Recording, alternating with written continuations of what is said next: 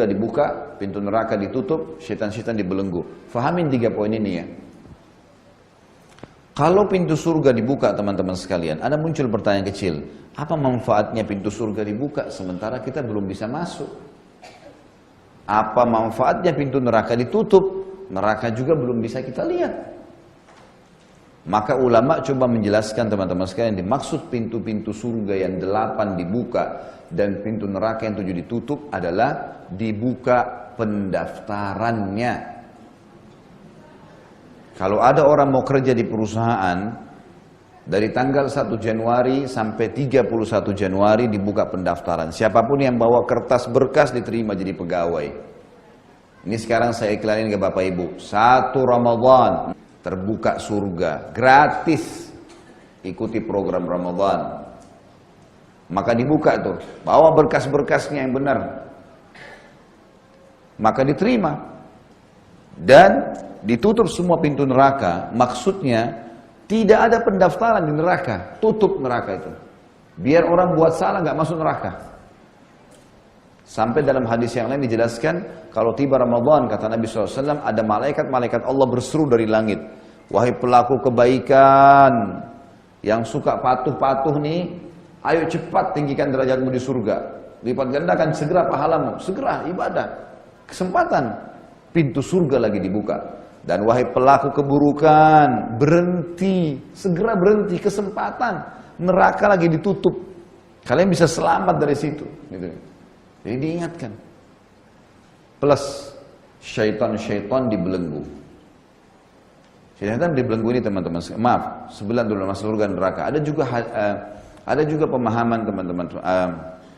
Ada hadis yang berbunyi, sesungguhnya Allah memiliki orang-orang yang dibebaskan dari api neraka. Begitu hadisnya. Kata Nabi SAW, sesungguhnya Allah memiliki orang-orang yang dibebaskan dari api neraka. Utkum minan nar maksudnya. Dan itu berlaku setiap malam di malam-malam Ramadan. Jadi ulama menjelaskan kepada kita, setiap orang di antara kita sekarang punya tempat di surga dan punya tempat di neraka. Kalau dia meninggal dalam keadaan beriman dan beramal saleh, dia masuk surga, dia langsung menikmati tempatnya. Tapi kalau dia fasik, muslim lebih banyak dosanya, harus masuk neraka dulu, dia tempati tempatnya di neraka tuh. Disiksa di tempat dia. Nanti selesai baru dia masuk ke surga. Kalau orang kafir, tempatnya di surga dikasih orang-orang beriman, tempat dia di neraka dia pakai selamanya. Makanya ada istilah itkum minan nar, pembebasan seseorang. Jadi tempatnya di neraka itu dihabiskan, tidak ada lagi tempatnya di neraka. Dan itu terjadi di setiap malam Ramadan. Hadis ini sekaligus saya ingatkan, hadis ini hadis sahih riwayat Bukhari. Sementara hadis yang lain, ada hadis yang lemah yang selalu disebut-sebutkan ini. Bahwasanya Ramadan itu 10 pertamanya pengampunan, 10 keduanya rahmat, 10 ketiganya bebas api neraka. Ini hadisnya lemah. Dan setiap hadis lemah, kalau bertemu dengan hadis sahih harus ditinggalkan. Karena hadis yang tadi yang saya bilang lemah ini menyebutkan pembebasan api neraka itu hanya di 10 terakhir Ramadan. Sementara hadis sahih mengatakan setiap malam ya, pembebasan dari api neraka. Jadi ditutup neraka itu. Kesempatan Ramadan, hapus nama kita dari neraka. Ikuti programnya. Dan semua syaitan-syaitan yang jahat dibelenggu. Kalau saya lagi lomba lari dengan musuh, rival saya teman-teman sekalian. Lalu musuh saya itu dibelenggu ya. Jadi dililitin banyak. Dari telapak kakinya sampai ke pahanya. Gak bisa bergerak, belenggu. Saya biar jalan santai, menang gak kira-kira? Hah? Masih hidup gak ini? Gak ada sautan, gak ada nyari. Pasti saya menang. Karena dia dibelenggu. Iya kan? Jadi santai aja jalan bisa. Itu Ramadan. Karena syaitan yang selama ini sesatkan manusia, diikat. Gak bisa buat apa-apa. Kita biar jalan santai, tetap menang.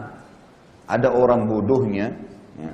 Maaf kalau ada yang pas kena ini. Anggaplah diri anda begitu ya. Saya tidak tahu siapa yang seperti ini. Tapi kalau ada orang banyak bodoh teman-teman sekalian. Begitu tiba Idul Fitri, lisannya bilang Alhamdulillah. Tapi Alhamdulillahnya ini salah tempat. Bukan Alhamdulillah saya siap jalankan program setelah sebulan digodok biasa puasa untuk puasa. Bukan saya setiap hari sudah sholat tarawih, berarti saya sekarang harus jaga sholat malam.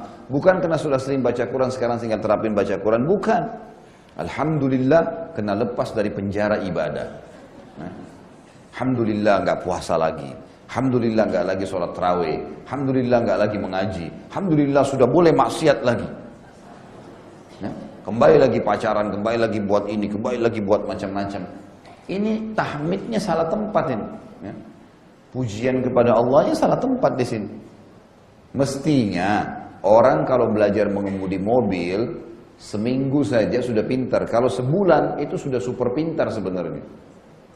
Masa sebulan digodok biasa ibadah, setelah itu nggak pernah lagi sama sekali. Tadi bawa mobil, setelah pintar bawa mobil nggak pernah nyetir mobil. Bermanfaatkah kursusnya? Panggil seorang profesor ahli bahasa Arab, ahli bahasa Inggris, bayar sebulan penuh belajar. Setelah itu nggak pernah praktekin bahasanya. Bermanfaatkah? Seperti itulah banyak orang. Nah, teman-teman sekalian, kita sebenarnya sudah dekat dengan garis finish itu. Ini kematian. Sudah dekat. Ramadan itu membuat apa? Kita seperti sedang punya, kalau di mobil itu ada mesin jet turbo, yang kita kalau Ramadan itu dipencet, itu kencang sekali larinya. Musuh kita ini ketinggal jauh, syaitan ini dibelenggu, diikat, nggak bisa jalan.